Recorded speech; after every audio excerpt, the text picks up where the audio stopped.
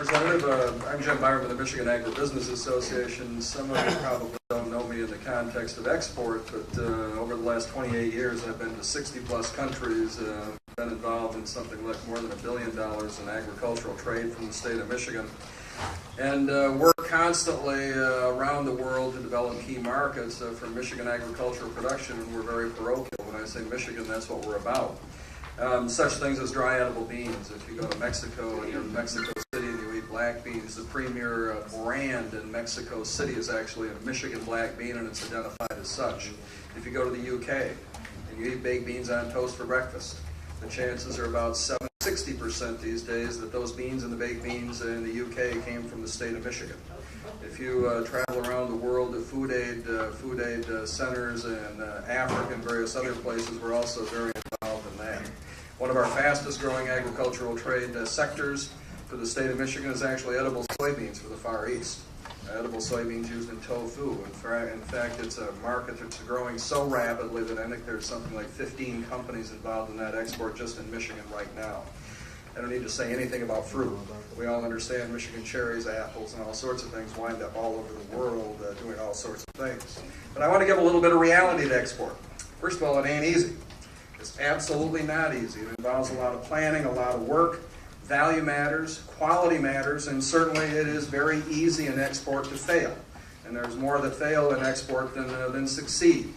We constantly, those of you in the legislature and legislative offices, will get calls about this special relationship some individual may have in a given market.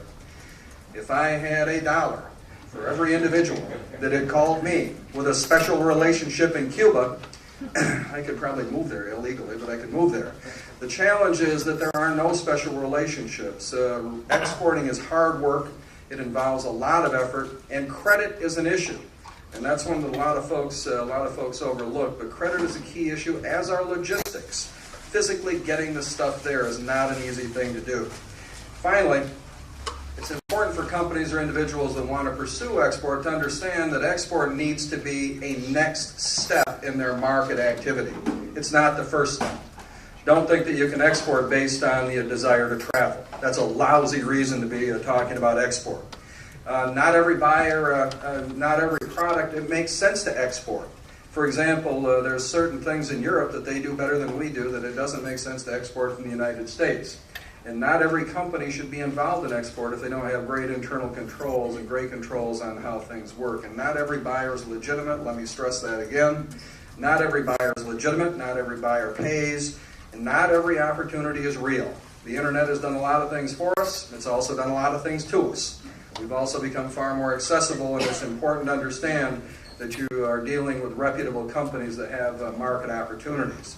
That's the disclaimer on the challenges of export. Now let's talk about a little bit about policy and direction we need to pursue to make sure that Michigan continues in its preeminent status as an export leader for agriculture and other commodities, but also that we look forward to some other and new developing opportunities that may be out there on the horizon. First of all is logistics. Physically getting the stuff there is a major, major issue. Logistics in Europe generally are far more advanced, far more sophisticated, and quite frankly are far easier to navigate to get stuff where it needs to go. If one looks at the United States, to get a container of dry edible beans from Reese, Michigan, you have to bring the empty container to Reese from Detroit. You have to load the container in Reese. You put the container back on a truck to haul back to Detroit. You put it on a rail car. You haul it by rail to probably Montreal. In Montreal, it's loaded on a vessel, scheduled ship every week to Europe. Offloaded in Europe, usually in Felixstowe in England. Offloaded there, put back on a truck and hauled to the destination. We in Michigan have to we have to make sure that we have logistics here that facilitate what we need to do. We're seeing our rail system in this state evaporate. That's a major challenge, not just for domestic transportation, but for meeting international markets as well. We have to have the ability to get stuff where it needs to get. Water. We talk a lot about water as a resource in this state, and we don't do anything to use it for transportation. Essentially, it's ignored as a resource we could use to put barges, vessels, whatever it may be, on that water and move it far more efficiently. Water transportation is the least costly way to move anything that moves. And if there's a way to enhance our ability to move barges or move containers or move whatever by water, we darn well ought to be looking at it. A barge system that moves on the seaway, perhaps to Montreal or beyond through the St. Lawrence Seaway to load vessels, makes a lot of sense. The example is that a lot of grain is loaded on barges down the Mississippi River, is put on barge vessels, actual ships that lift the barges into the belly of the ship, and then that's exported that way. The barges are offloaded in Europe and moved up the river. Just something that we ought to take a look at here that we don't do here. Synergy. Synergy is something that we ought to talk about, and I know that Representative Clemente talked about it a little bit, but it's something that we need to do a far better job with.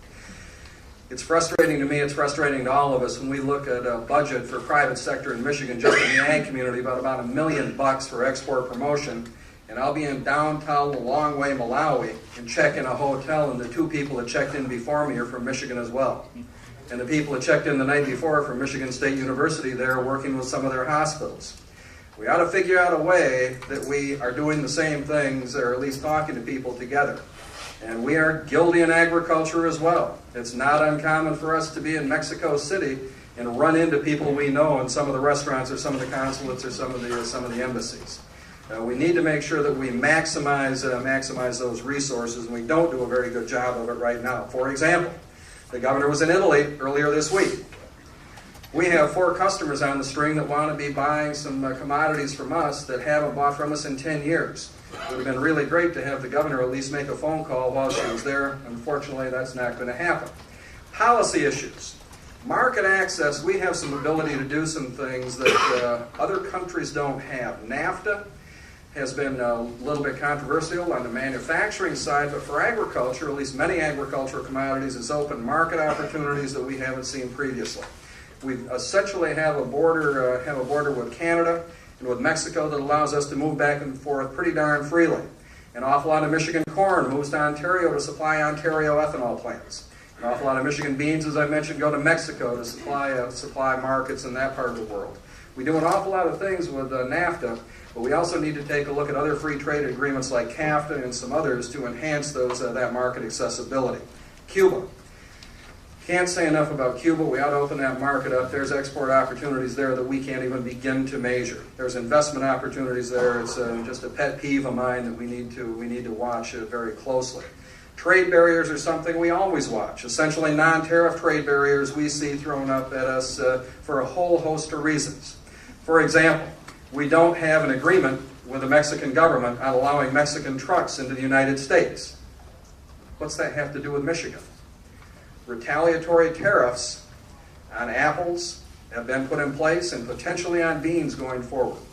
Those are the kind of things that happen if we aren't smart about the way we set policy in regard to trade.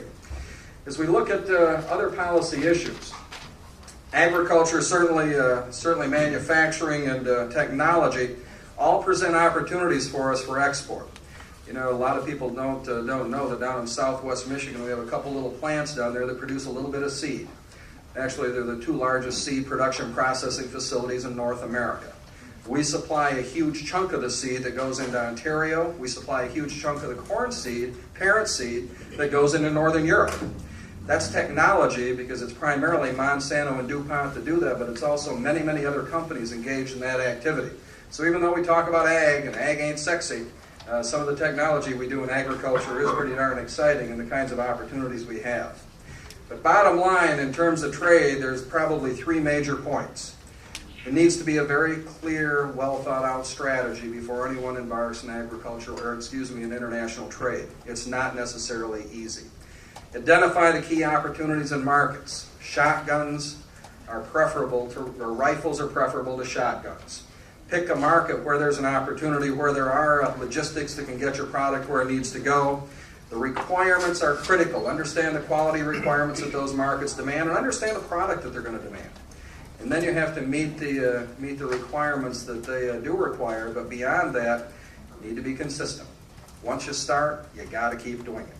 Because if you have a hiccup, the rest of the world is always looking at those very same markets. Thank you.